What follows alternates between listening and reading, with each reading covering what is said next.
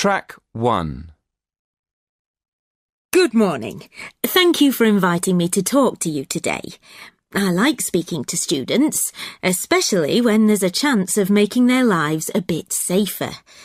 Just to start, does anyone know what the most common crime is? No? Well, theft is the most common crime in the UK. There are various kinds of theft. For instance, robbery. When a thief takes something away from someone personally, like when you're walking in the street and someone grabs your handbag or your mobile and runs away, that's robbery. Another form of theft is burglary, when a thief breaks into your house and steals your property. OK, now I'd like to go on to talk about safety on holiday. You probably know that when you're on holiday abroad, you're in much more danger of being robbed. This is because you probably don't know the country very well. For example, you might not realise that you're in a dangerous area. One of the things you can do to protect yourself is to keep your passport and money in the safe in the hotel. You can always go back and get them if you need them. Another thing you can do is take an old mobile with you on holiday. These new smartphones are very popular with thieves all over the world. It's safer just to take an old one. Track 2. Hello everyone, I'm Jennifer and I work for Campus Security. Welcome to this very short talk about emergency phone numbers. To start with, you need to know that emergency numbers aren't the same in every country. As we're in Britain at the moment, it's important to know that the emergency number is 999, so you'll need to remember this. Those of you who've been to the United States will know that the emergency number is 911, slightly different. But in Australia, the emergency number is completely different. It's 000. In Germany, the emergency number is the same as the rest of Europe. That's 112. And in case anyone's thinking of going on holiday to India this summer, it's useful to know that the emergency number there is 100.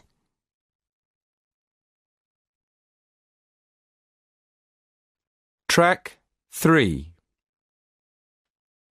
Good morning. I'm here today to give you a few tips about security on campus. We're not just here to prevent crime, but to make sure you're safe 24 hours a day. One of the services we provide for students who live on campus is to walk home with you if you need to cross the campus late at night. I mean, we all know the halls of residence are quite a long way from the library, don't we? So, for example, if you've been studying in the library till late and you're nervous about going home alone, all you have to do is ring campus security on 3333 and we'll send someone to make sure you're safe. OK? By the way, another important thing to remember is the campus emergency number.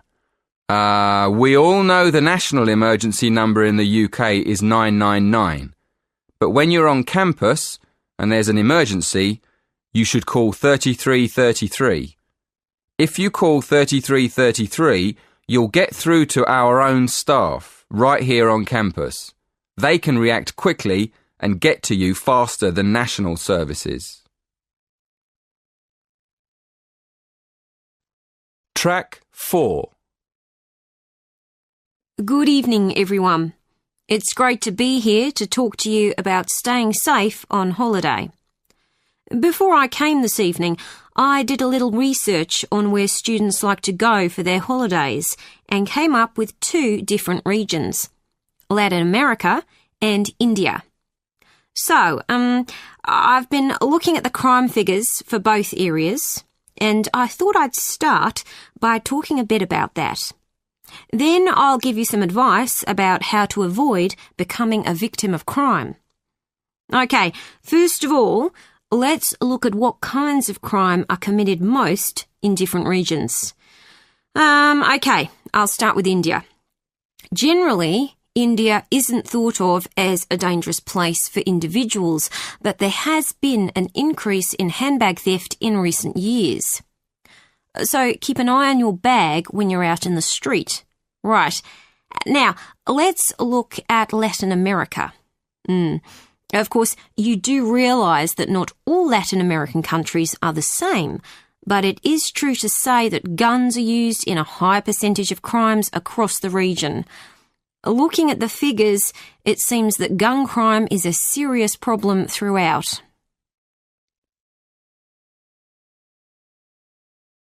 Track 5. I can see some of you are thinking that it all sounds rather dangerous, but I know lots of people who've been there and had a really great time. They followed advice from the authorities, like making sure they didn't wear expensive jewellery in the street. And I'd certainly advise anyone travelling to Latin America to do the same. Another thing you should be careful of is not to go to lonely places at night. But of course, that's the same anywhere. But I must say, you do have to be very careful in some parts of Latin America when you take your money out of a cash machine. Sometimes you find that thieves stand very close to people at cash machines and take their money as it comes out. Track 6. Okay, so now I'll finish by talking a little bit about India. I've actually been to India, and I didn't have any feeling that it was dangerous at all. First of all, I went on an organised tour with a group of people. This is definitely the best way to go because it's so much safer.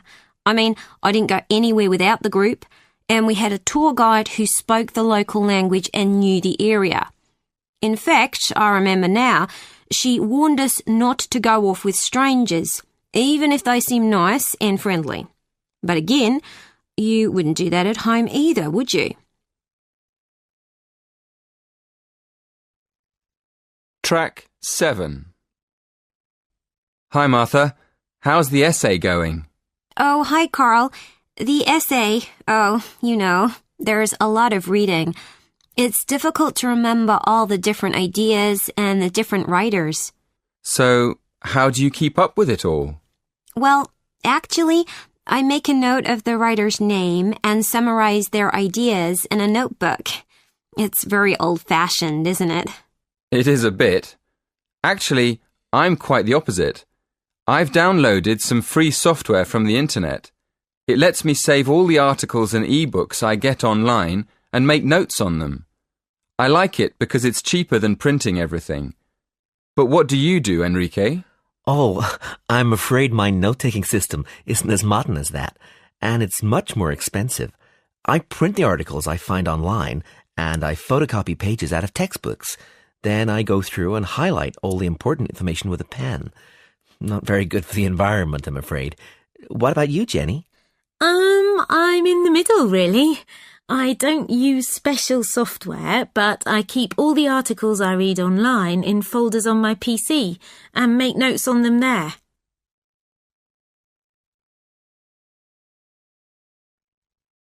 Track 8. Hey, Leslie, are you ready for the exam? Hi, Jen. I haven't seen you for weeks. Am I ready? I don't know. I've been revising really hard, but I can't remember anything at the moment. You know, I get ready for exams by planning a revision timetable. It helps me make sure I've studied everything on time. But just before an exam, my mind goes blank.